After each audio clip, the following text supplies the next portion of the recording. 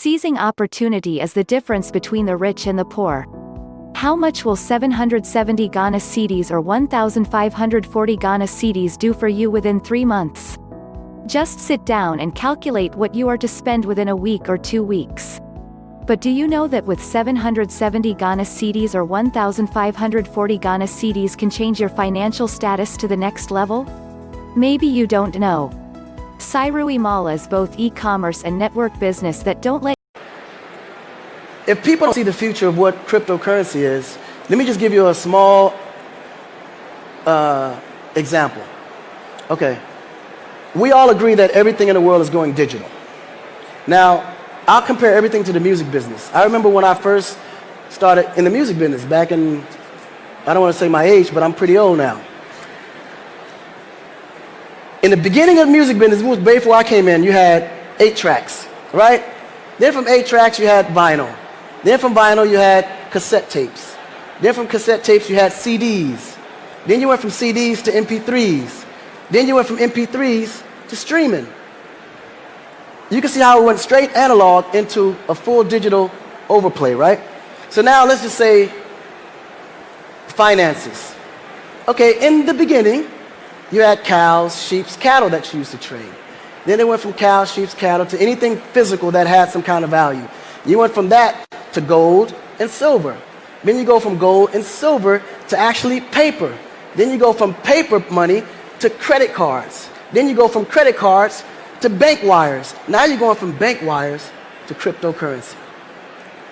So if you don't see the evolution and how things are going digital, you're already far beyond and behind. So you have to know that cryptocurrency is the future of finances. So now is the time not only to educate yourself, but to now start setting up your structure to where it can accept crypto as you're moving forward so you're not left behind. Mm-hmm.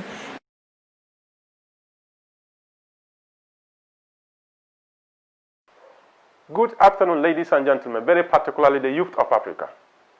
I want to talk to you about the youth. How old are you? I'm sure if you are 18 now, you are excited because after 18 you can vote. You are considered an adult. There is a saying that the youth is the future. In other words, the future belongs to the youth. But if you're a young person listening to me, let me tell you in plain language, very plain language. The future doesn't necessarily belong to the youth. The future belongs to the prepared youth. Let me ask you a question. How do you see Africa? How do you see Ghana? How do you see Nigeria? How do you see Zambia? How do you see South Africa in the next 20 years? In 20 years, how will your country look like? In 20 years, how will your village look like? In 20 years, your village is likely to become a desert. That the farmlands will no longer be available for agriculture. In 20 years, all the certificates that you are having today will become useless. That all you have is a certificate. Your certificate is not enough for you to make life worth living. In the next 20 years, what are the opportunities available? Can you analyze to understand what is coming in the next 20 years? And can you project to put yourself in that 20-year period to find out whether you are fitting into the system? You know what? Your grandfather was deceived at the time he was young like you, that the future belonged to the youth. He's grown and he's become old, he's died probably, without getting that desired future. Your father was deceived. He believed so much in his youthful exuberance, and they told him that the future belonged to the youth. That was 60 years ago, and he believed it. He's grown and he's old now. Your father is watching you now as a young person. He used to be like you. Where is that future that was promised him when he was young? Today, it's your turn. And we are telling you all kinds of stories. The future belongs to the youth. And we are pampering you and letting you believe that the future will be better. Who is making that future better? Somebody must drive that future. Somebody who understands the next generation. Somebody who understands that future he's talking about. He can drive that future. Listen, if you are between 18 and 25 as I'm talking to you, by 2040, you will be between 38 and 45 years.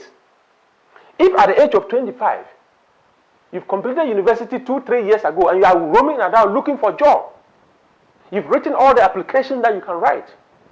As you are looking for a job, there is somebody in the university doing the same course that you did and you came out and you can't find a job. Now, it is not all about who you know, it's all about who knows you. And you think that that is the future that is better for you? And you are so excited that you have a degree? You are also excited that you have a master's? And you are in the house looking for a job? Probably the answer is not in that certificate alone. Probably the answer is not just in the knowledge you got from the university. Something additional must make you a different person. You know, in the field of innovation, if 10 people had gone to do a course and all of them are looking for a job and they can't find, and you find yourself in that same school also doing the same course, the probability very high is that you are coming to join the unemployment queue.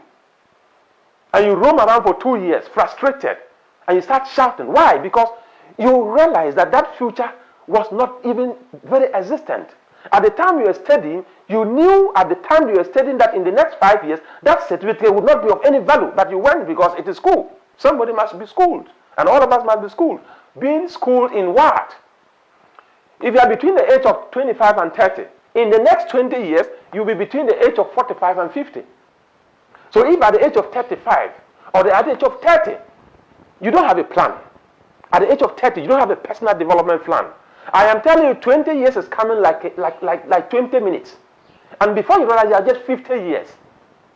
And that future that you saw 20 years ago have just come. And there is nothing you can do about it.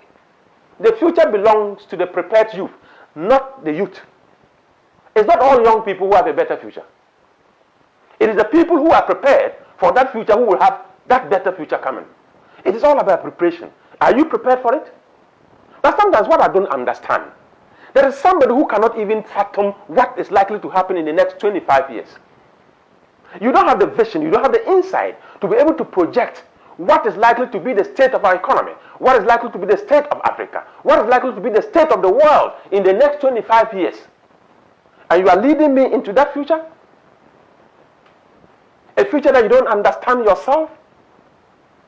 I am saying that your grandfather was deceived with a wonderful future. He never got it. Your father was deceived to be a wonderful future. He never got it. You are in the same boat again. Many of your friends who are elderly have run away from the country. They are in search of greener pastures elsewhere. You are running away from the gold. You are running away from the timber. You are running away from the manganese. You are running away from the oil. You are running away from arable land into a land where there is nothing to do apart from going to clean somebody's office. This is the level of insanity that we have gotten to. A very rich continent with very poor people. What is wrong with us? We are rich naturally. We have everything in this continent. But what we require is the human capital. That capacity to transform the continent requires some level of leadership. Some selfless leadership. Some transformational leadership. Some leader with the kind of insight to be able to fathom and project into the future. Nkrumah was looking into the next 50 years. People didn't understand him. They thought he was mad. He could envision 50 years at a time. Today we are just looking right close to our nose. Even 1 year we can't see. And we are telling the youth that the future belongs to them. The future of that youth we are talking about is 20 years away from today. It's 25 years away from today.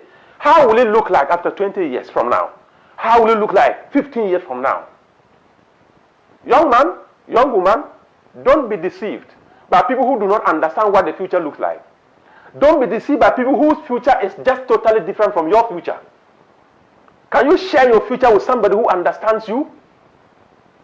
If I am not going to be in that future, and I don't even understand that future, why are you following me? I cannot lead you into a future I can't see. Don't be too excited.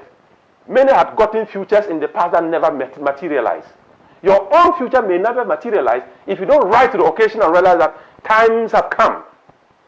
And you need to do something different from what your grandfather did, different from what your father did, so that you can have that better future that you are seeking for. The future of Africa, the future of your continent, the future of your country, your own future belongs to a well-prepared young man watching me, a well-prepared young woman watching me. It doesn't just come. It's not on a silver platter. The future of Africa belongs to the young, prepared African youth. Thank you so much. They pray for name that's been made. Listen to me. Let me tell you something. This world is advancing. All this I'm looking for shop. You are wasting time. People don't look for shop again. People do online business. Stop looking for shop. You can sell online. When they place demand, give me your address. Get somebody with bike to go and give it to them. Don't look for shop. You are just starting business. You don't need shop money. You need data on your phone. Data. If you come to me now and tell me you cannot succeed, I know there's something wrong with your brain. There is no excuse you will tell me. You don't have a father, neither do I. My father died when I was 7. My own died too. My mother sold pekere. My mother sold granite. My mother sold fufu. You live there. My mother chased me out of the house. My mother, what do you want to tell me? I went to Unical. I came up with a 3rd class. I didn't even see class for too long. Extra year. And I don't even have NYC. I don't know what the certificate looks like on my name. So I don't have any document. Okay, you live with your uncle. No, I started taking care of pigs. That was my first job. From pigs to security in a church, and I was caught in somebody's house. But until I got angry with poverty, got angry with that situation called poverty, it didn't change. I tell everybody that anger is the gift of God to man. If you want to change from one level to the next level, you have to get angry. There's no other way. Because what you don't get angry about, you permit. You permit. If you really love your children, get a business and not a job. I repeat, if you really love your children, get a business and not a job. Because when you die, your children cannot inherit your job, but they can definitely inherit your business. In fact, if you die on your job, your boss will replace you even before the burial. In fact, if your family live in the company house, they will kick them out even before they say anything. So when you are closed from work, don't go home and be watching Z World Extraordinary every day. Don't just go home and be watching African Magic. Watching television is nice, but go home and think of a business idea. Because African Magic won't perform magic for you, but your business idea will perform magic into your bank account. Sairui International Trading, for real, for life. I'm a VIP4 member. I'm enjoying wealth. I'm proud. Can't you see I'm blinking? Join Sairui. You make money every 10 days. It's good. Be part of it. It's trending. I'm an immigration officer. What is that one thing that kills dreams? That one thing that kills hope? What is that one thing that holds people back from achieving their aspirations? Fear. Fear. Fear. Fear kills more dreams than failure ever will. Fear is a story we tell ourselves. It is that voice inside you that tells you you can't, when in fact you can. Fear is what holds you back from doing something you know you're capable of doing. Fear is a voice that tells you that you're not good enough, that you're not strong enough, that you're not intelligent enough. Sometimes our fear of what could happen makes nothing happen. Fear shuts the door of opportunity.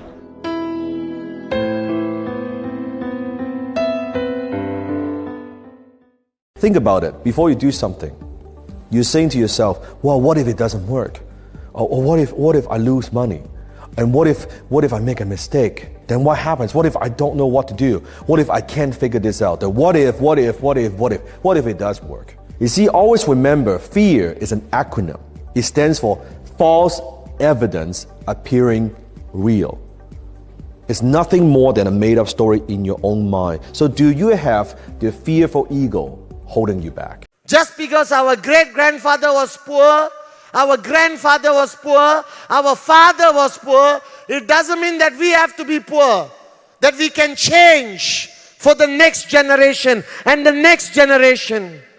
That your great-grandchildren will say thank you to you because you made the most important decision of your journey of life. Seizing opportunity is the difference between the rich and the poor. How much will 770 Ghana cedis or 1,540 Ghana cedis do for you within 3 months? Just sit down and calculate what you are to spend within a week or 2 weeks.